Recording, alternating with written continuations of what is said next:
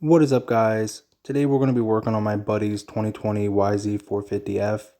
So this thing had a bent intake valve, and he actually took it to another one of our buddies to get it fixed, and he disassembled it and then never took the time to completely fix it. So my buddy got tired of waiting and he brought it to me, so that's what we're doing today.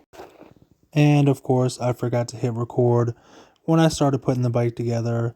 So here I already have the piston rings installed, and I have the piston installed onto the crank with its wrist pin and the circlip. So unfortunately, I don't have that on video, but I will go over the ring installation nonetheless. So here's a little diagram of how the rings go. So when you install them, you want to install the oil expander ring first. That's the one that looks corrugated. And if you look closely at it, here's a little picture. You'll see a little lip on the back.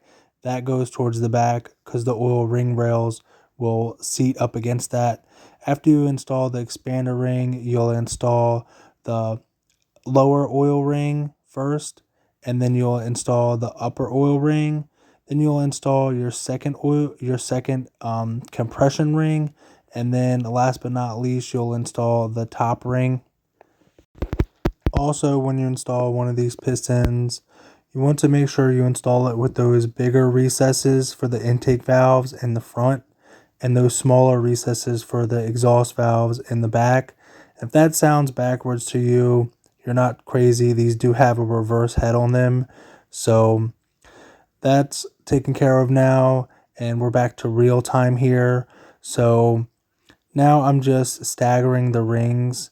So I'm going to stagger them the same way that I showed you with that diagram. And when I do this, I like to drag my fingertip across the ring edge until it gets one of the gaps. And then I like to drag it into position. That gives you more control than trying to fiddle around with the ring with your fingertips. So when I do rings, I recommend just, getting it with the edge of your nail there and getting it into the correct position. So now we have our rings installed and the proper way. So we got our top ring here by this intake valve and our second ring over there by that exhaust valve, and we have the oil ring expander installed in its proper spot and the lower and upper rail staggered in the right position as well. So now we can go ahead and install our cylinder, and you want to do this a little bit at a time and try compressing one ring at a time versus trying to compress them all. So there's a few things to look out for, like that cam chain guide there as well. So, just take your time installing it. And then obviously I also have the base gasket installed as well. You can see that there down at the bottom. That is a brand new base gasket. It's a little oily now because I did put oil in the cylinder and on the rings before installing. So I recommend that as well. So go ahead and compress those with your fingers, one ring at a time, and then go ahead and get your piston installed into the cylinder. Now we can go ahead and work our cam chain through our cylinder head. I will be replacing this cam chain a little bit later on in the video, but we need it out of the way for now. So go ahead and get that up there. I also removed the stator cover because I'm going to be removing the cam chain, but I also did that so I can use that to turn the crankshaft and make it easier to slide the piston up into the cylinder. I still end up putting a 17mm socket onto the crank bolt here to really push the piston up into the cylinder, and that makes installation a lot easier. So you'll see I go ahead and do that real soon. So I gave up trying to move the stator with my hand, and I put a socket on there and then turn it clockwise, and you can see it moves up in the cylinder nice and easy, and that allows us to install our cylinder and seat it down nice and even on the dowel pins and get it right in the spot perfectly. And once it's right, you'll see it falls right into place and that's how you know it's good to go. So just wiping away a little bit of excess oil there. I have the piston set to top dead center as well. Now we can go ahead and install our Stator removal tool. This is made by Tusk. I'll leave a link in the description to where you can get one of these on eBay for pretty cheap. So go ahead and install it all the way onto the threads of the stator. And I have to back out that bolt there a little bit to get it on the stator all the way. But then you can go ahead and tighten it down and use a 22mm wrench and socket. Turn them in the opposite way and get it broke loose. They're on here pretty tight, so you might have to give it a little bit of oomph. And then there it goes, it broke loose there. So now I'm just working it off of the crank there. Go ahead and get that out of the way and go ahead and remove your stator. So now we can go ahead and remove our cam chain guide here with this little bolt. It's a Torx bit here as well. Be careful not to back it all the way out, and then I go ahead and remove it with my fingers, and oh, you just seen that it dropped down into the crankcase. I recommend putting a rag or something in here if you're going to be removing that for the cam chain. But fortunately, I was able to get in there with a magnet and find it. Okay, let's go. Now that we have our bolt back, I did go ahead and put a rag in there as well. Wallpaper towel, actually. I stuffed it in that hole. So now we can go ahead and install our new cam chain. So we can get that into place.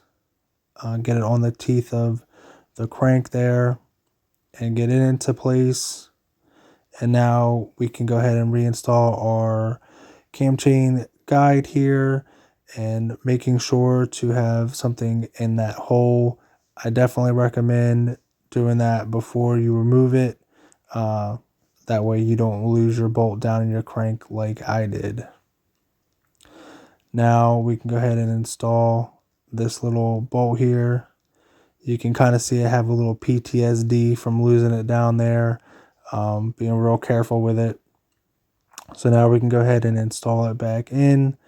Like I said, this is a little Torx bit here as well. Don't know what size it is, can't remember, but you will need a Torx bit for that. Now we can go ahead and get our cam chain in the spot that it needs to be, and you can see everything's lined up good. I also have that other cam chain guide installed now down here. The left side wasn't installed previously to this, so I just put it down. It only goes in one way. It's really easy to figure out, so you don't really need to know too much about that. Go ahead and install our stator here. These are keyed to the crankshaft, so just make sure the keyway's lined up and go ahead and get it installed on there. Then we can install our washer here and our 17mm nut. And then we can go ahead and torque those down with the little gun. I don't know what this gets torqued to. I just hit it with the little gun. Don't want too much torque on it. Go ahead and get that installed. Now we can go ahead and install our head gasket. I work it through the cam chain and then over the cam chain guides. Get it over both of the cam chain guides and get it seated down nicely. Make sure that the dowel pins are in their place, and that's the way it goes on with those two little tabs up there towards the intake side. So as I mentioned earlier, this bike had a bad intake valve, so I installed new valves. So when I did that, I used a little bit of this grinding compound. You put it on the actual valve itself, install the valve, and then you put this little lapper on there, and then you grind it into place. That way the seat is nice and the valve is seating fresh, and you should be able to see no visible gap.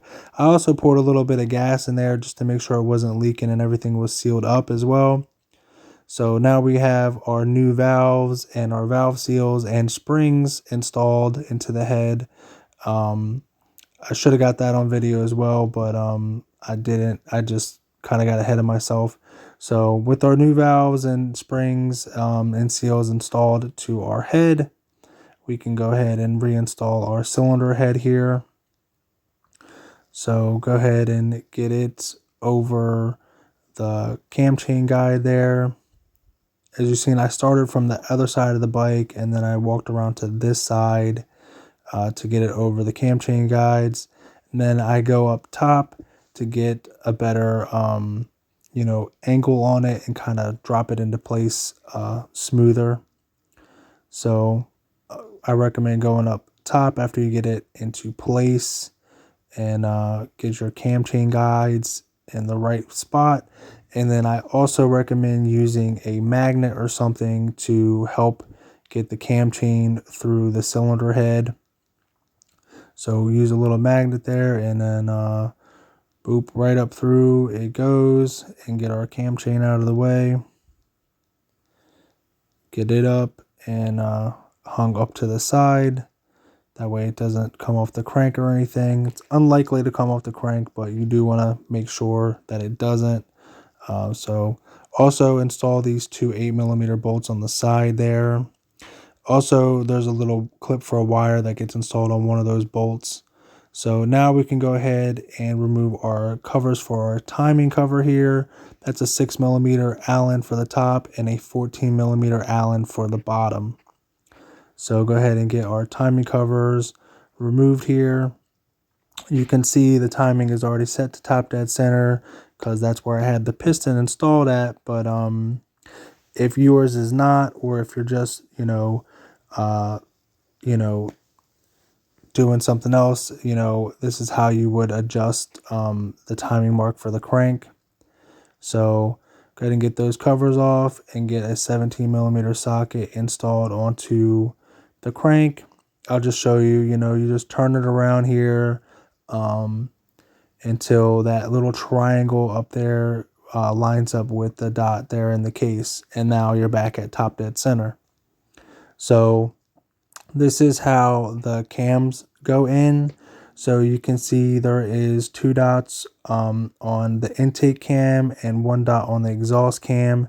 The first dot is the one that you'll line up. So those are C, and then you'll see they line up with the cam caps, which are labeled D here in this image.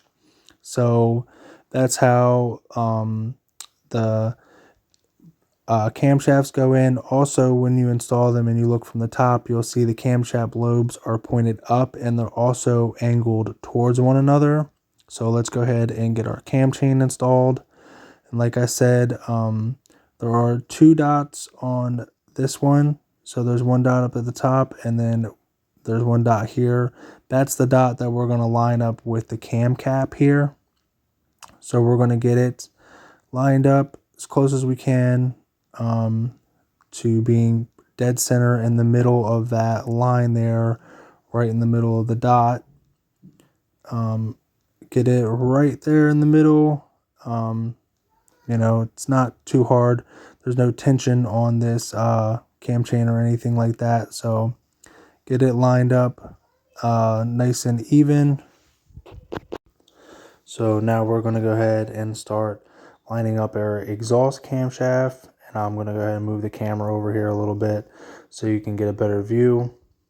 So we're going to line our dot up same way we did on the intake with the cam cap there. And get our chain slid over our exhaust cam here. Get that on. And you can see our dot is dead center in the middle of that cam cap there. And same thing with our intake cam as well. There is a little bit of wiggle room here because there's no cam chain tension on the cam chain. So that is totally fine and totally normal. So after you get your cams installed, go ahead and recheck the timing mark on the crankshaft and make sure that it is still aligned. And ours is still good to go, so we are good. So There's our crank mark, and again, just taking another look at our intake and exhaust cams as well. Make sure those are lined up, and also going up top, make sure that the lobes are facing up and pointing towards one another, just like that. So we have our timing set, and I'm happy with it. So definitely before you install your camshafts, you will need to install your head studs. Apologize, I forgot to record that as well. Before you install these, you do want to run a magnet down in the holes to make sure there's no debris in there, and you also want to grease the threads on the studs themselves. Also make sure the washers are in place, then tighten them down. The book doesn't have it in a clear way. It says first 30 foot-pounds, then 17 foot-pounds, then 90 degrees, then 60 degrees. I didn't do that. I did 17 foot-pounds first. Then I went to 30 foot-pounds in the order that they said to go in. And then I went to 90 degrees and I called that torqued and done. And so that's how I did it. But now we can go ahead and install our cam caps. So we're going to go ahead and put these little clips in first. They go right there. And now we can go ahead and get our cam cap back on. So I'm just grabbing that right now, and now I have it. So when you install this, also you want to make sure that the little nub there is facing that way and the grooves are towards the clips there. Go ahead and get it seated down in place. There's also 2 dowel pins for the alignment on both ends. So go ahead and get it seated into place. You don't want to fight with it too much, because when it's right, it'll just kind of fall into place, and just like that. So you can see now it's fully seated. Now we can go ahead and get our other cam cap on as well. And it goes on with the E facing towards the exhaust cam here. Go ahead and get it clicked down into place with its dowel pins as well. And now we can go ahead and tighten all these bolts in, get those in place. There is a torque sequence and a torque spec for these. I can leave it down in the description. I didn't do it. I just did them all hand tight and then kind of go in an inwards to outwards kind of pattern. So starting closer to the middle for both of them and then kind of going to the outside. I just stagger this, that way the cam caps are seating evenly and the cams aren't binding in any sort of way. Again, before you tighten them down, you want to make sure that everything is sitting properly, and these cam caps were definitely sitting in there on their own, all the way flush. You don't want to rely on the bolts to put your cams flush. They should already be sitting that way. And as long as they're seated fine, they're good to go there. So I just kind of, did hand tight and then go over them with the ratchet. I didn't torque these to spec or anything. I just kind of went, till I felt a little resistance on each one, and then, snugged it all down and then went back over all of them to make sure that they were all snug. Again, they don't have to be torqued to anything ridiculous or anything. You don't want to strip them out. Just kind of, pretty tight, and then a quarter of a turn on each one. So here I'm going just like a quarter of a turn on each one. Make sure that they are snug. So you can see that one was a little loose. Double check them all. Make sure that they're all around the same torque spec. Like I said, I'm not too worried about it, but there is a certain torque spec that they're supposed to be at. I'll leave that in the description, but I called this good and the bike runs great. So now we can go ahead and install our cam chain tensioner. You remove this little 10mm bolt, and inside there you can see a little groove for a flathead screwdriver. You use that to relieve the tension on it. So now we can go ahead and insert our flathead, a little tiny one here, and you want to turn it clockwise, and you'll see that little pin there going in. So go ahead and get it all the way, and once it's turned all the way clockwise, it'll lock into place just like that. So now we can go ahead and install our cam chain tensioner. It goes in with this up facing, up. Go ahead and make sure your gasket is on there as well and get it into place. And then we're going to go ahead and install our bolts here. So go ahead and run those down. They're just two 8mm bolts. They don't need to be super tight or anything. So go ahead and get that into place with its new gasket, and get it hand tight at first, and then I just do like a quarter of a turn with the ratchet. So call that good. Double check them. So once your cam chain tensioner is in place, you can go ahead and spin it counterclockwise, and you'll see the tension be applied to the chain.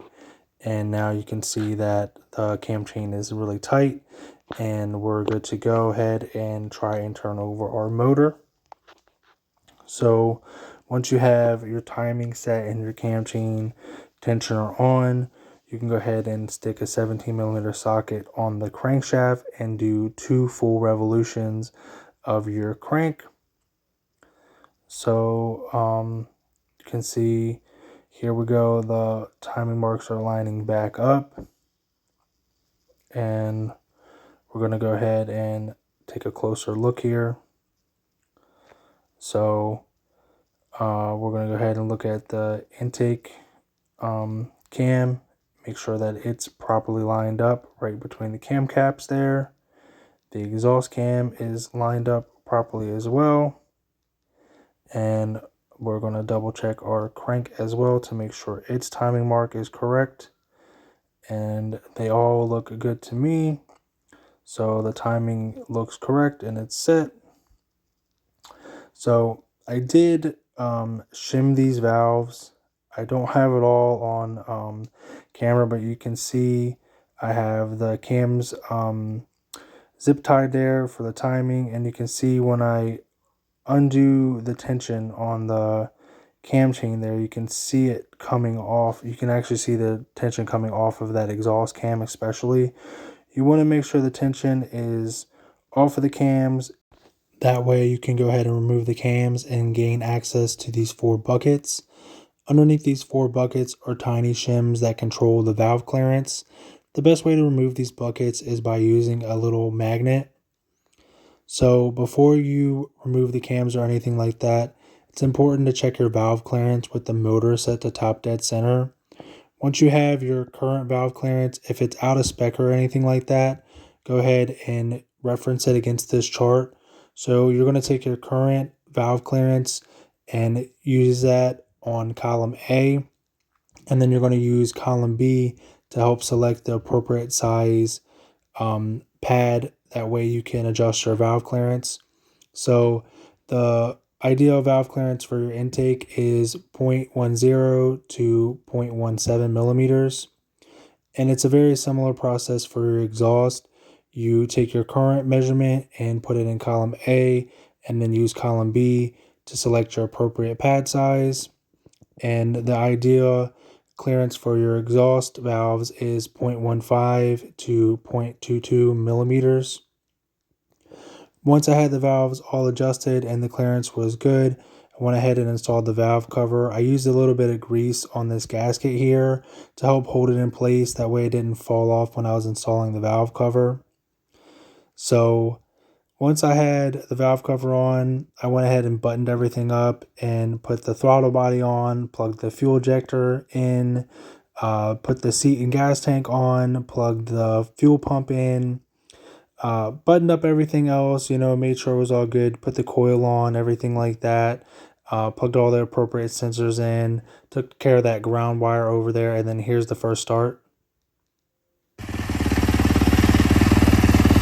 Let's go! go, baby!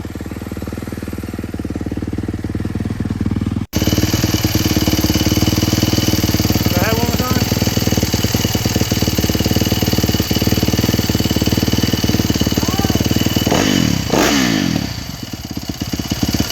So, as you can see, he's extremely happy to have his bike back up and running.